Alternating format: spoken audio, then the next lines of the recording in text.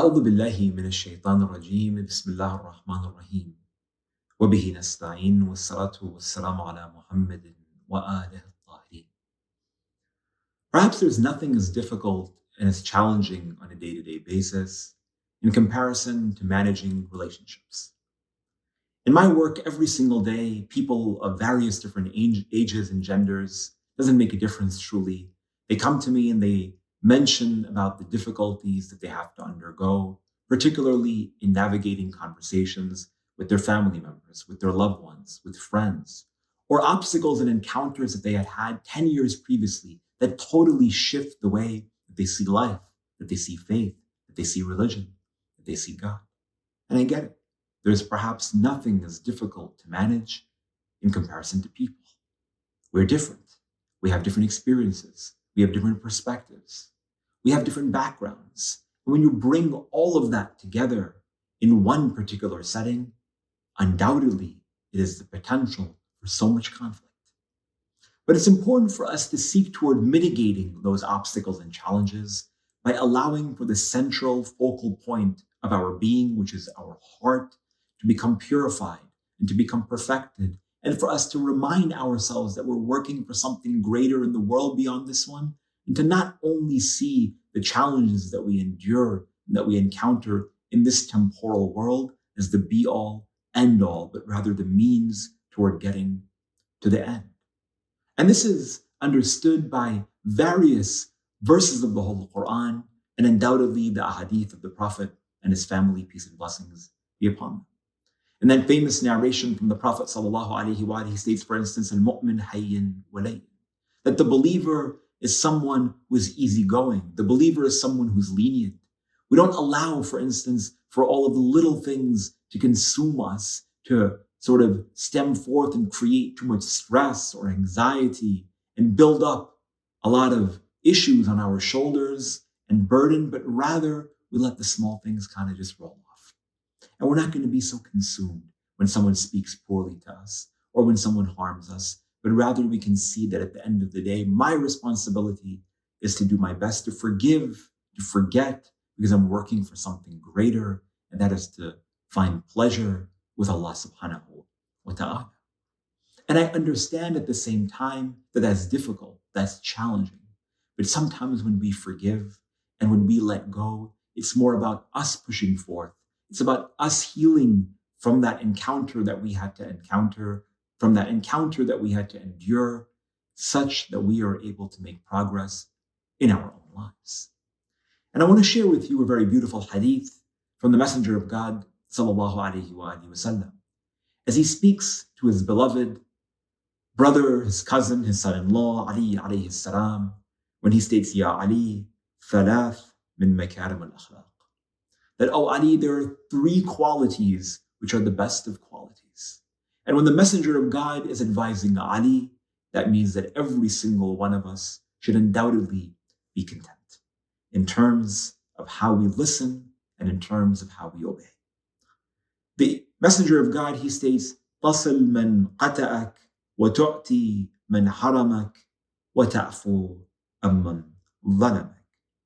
He says, oh Ali, if you do these three things, you will have perfected your character. The first one of those is to mend relationships with those who have cut you off. Again, I know it's hard, but when you have a family member who has decided that they don't want to talk to you anymore, then you make the effort. Again, recognizing that for you, it might be an opportunity for you to make a testimony to Allah subhanahu wa ta'ala, to humble ourselves in front of others. In reality, is humbling ourselves in front of God, and through that we can attain His pleasure and success in this world and in the next as well. So when someone cuts you off and cancels you and tells you they don't want to talk to you anymore, doesn't want to have anything to do with you anymore, then at the very least you make that effort to smile in their face, to say salam to them, to send them a message on the day of Eid, on their birthday, on whatever it might be, in order that we're slowly bridging that gap between us and them at the end of the day, for the sake and for the pleasure of Allah subhanahu wa ta'ala.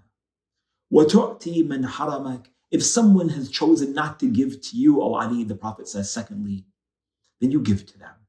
Someone didn't give you a favor, they didn't offer you something, That doesn't mean that you throw it back in their face and say, well, you didn't offer this to me, now I'm not going to give it to you. No, if someone didn't extend their hand to you, when they need help, you extend your hand to them. Again, that's what it means to being a believer. And it's difficult and it's challenging, but that's why the Messenger of God sallallahu alaihi wasallam states that this is amongst the best of etiquettes and amongst the best of akhlaq. And we see this in the life and within the seerah of the Messenger of God, and undoubtedly within the sunnah of his sallallahu alaihi wa and that of his family. Even those who were the staunchest enemies in opposition to them, peace and blessings be upon them, the Prophet and the Imams of Ahlul Bayt were always at the forefront toward offering them support, toward offering them advice, toward offering them wealth, toward offering them whatever it was that they needed, because they realized that they have a responsibility to Allah subhanahu wa ta'ala. Perhaps amongst the most sort of famous examples of this is that moment when Hur al-Riyahi intercepts Imam al-Hussein alayhi salam at that land known as Sharaf.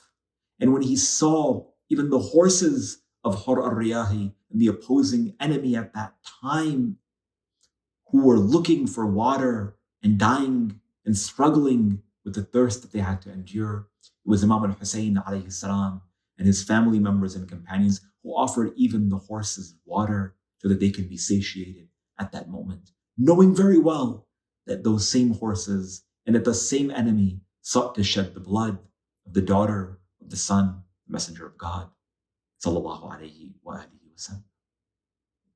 So my friends, it's important for us to go back and read and reflect upon these words of the messenger of God, the first one of those most perfect qualities or characteristics, تصل من قطعك, to make amends with those who have cut you off. وتؤتي من حرمك, and to give to those who have chosen not to give to you. وتعفو عمن ظلمك, and to forgive those who have wronged you. And again, I recognize just how difficult that is as well.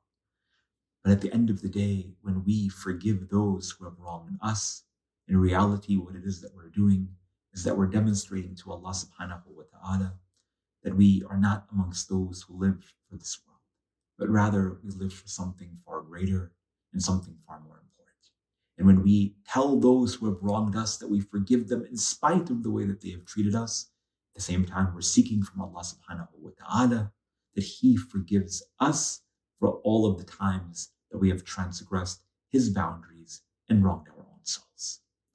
Going back to these epic words of the Prophet of God sallallahu alayhi wa alayhi, he states, Ya Ali, ثلاثة من مكارم الأخلاق, تصل من قطعك, وتؤتي من حرمك, وتعفو عمن ظلمك.